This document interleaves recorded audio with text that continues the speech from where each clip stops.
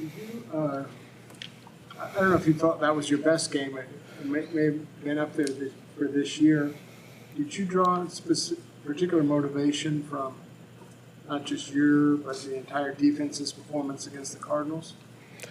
I think, yeah, everybody after that Cardinals game was just, I mean, I know I can speak for myself, and then obviously pretty much the rest of the defense, just embarrassed. Like I know talking to Fred, like in the locker room kind of the whole week, right after the game, the day after, and then that following day, I mean, like, in a really, really bad place, just didn't like how I played at all. He didn't feel comfortable with some of the things that we put on tape. And for me personally, it was probably my worst game, I feel like, as a pro. So it was obviously motivation. Like I had the same motivation. Like I prepared the same week that week as I did for last week against the Rams and every other game. So it really wasn't a preparation thing. I feel like it's just sometimes, those guys get paid a lot of money to do what they do. And, I think we kind of shortchange players. You think, oh, well, that's Colt McCoy. He hasn't played in da-da-da. At the end of the day, these are all guys that we're professionals at what we do.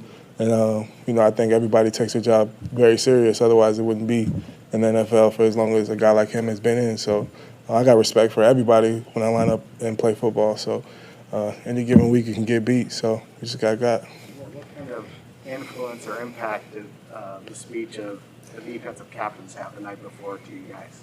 Honestly, I think it was just kind of bringing everybody together, just like believing in each other, realizing that I know Fred, one of the things he said was just that at the end of the day, like the players, we're playing together. And like we got to play for each other. And I think that when you start to actually like buy into that, like truly buy into, like spend so much time with these guys. I mean, I'm all the way halfway across the country. All my family is in Florida, so this is pretty much the only family I have out here. So I think when you start to like realize some of these things, like these are guys that you spend so much time with over years and years that a lot of us have been together. Like you really just fight for each other and like fight to turn things around and try to be as good as we can be and really reach our full potential. So. That was his first game back, coming back from injury, of course, but he also said that there was a little bit of lull in the energy there. How do you keep from going back to that after this big win on Monday? I think it's just coming back to work and doing the same things over and over, like consciously being aware of, what you've been doing, trying to get better, not just letting everybody pat you on the back because just a week ago everybody told us how horrible we were, and now this week is how great we are. So I think just not riding the waves of the highs and lows, but just staying even keel and just knowing yourself and consciously looking back at yourself and where you can get better at and just not listening to all the outside noise. How do you avoid listening to that outside noise? Do you stay off of social media, or do you, how do you mentally prepare yourself? Oh, for me, I just try to stay out of it altogether. Like obviously I'm on social media, but as far as like looking at what people are saying about me and stuff like that, like I try to stay away from that because, you get all type of crazy people say crazy stuff. So. You had two pretty big back-to-back plays when the Rams had gotten deep into your territory and had a chance to get back in the game. And then that was right before the fake field goal, I think, and you had two stops in a row that kind of forced them to kick it. Mm-hmm. On plays like that, is it you rising up and saying, I got to do something now, or is it, no, I'm going to play my assignment and it comes to me? Yeah, for sure. It's not – like obviously everybody knows, like, everybody wants to be the guy that makes the play. But I think that it was just really doing my job, like seeing my keys. And D'Amico, Coach Ryans, he always talks to me about just trusting my eyes and trusting myself. Because I think sometimes I start to, I'm in my third year. Fred, I think his third year was one of his best year to date. So I think it's just like when you see like somebody who literally he's a year in front of me. So I kind of try to like take parts of his game, everything that I've seen him do like year after year, and try to elevate the same type of way. So like obviously in my brain, like first year I was kind of just wide-eyed. Obviously you're a rookie, you don't really know much. Second year you feel like you got to figure it out, but you still kind of don't. And that third year you really feel like, I know what I'm doing. I trust the scheme. You know the scheme really well, and obviously film study and stuff like that. But I think you just got to always just go back to your fundamentals. Like don't make it bigger than what it is. And I think at times I'll be like, oh, I know it's this play. But my key's telling me something else. So if I just read my key will tell me exactly what to do.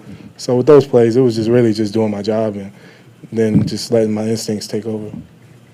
Coach Holland has been a big influence on your group. Now that you're kind of stepping in, Has he taught you anything new? Is there anything that he brings to the table for you guys?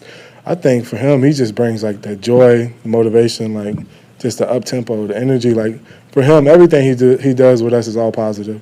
And I talk to him a lot. I remember when I was a rookie, I would go to his house in the summertime, and so I met his wife, met his kids. Like we spent a lot of time together, and even now we still talk after the games. He'll call me, we talk on the phone.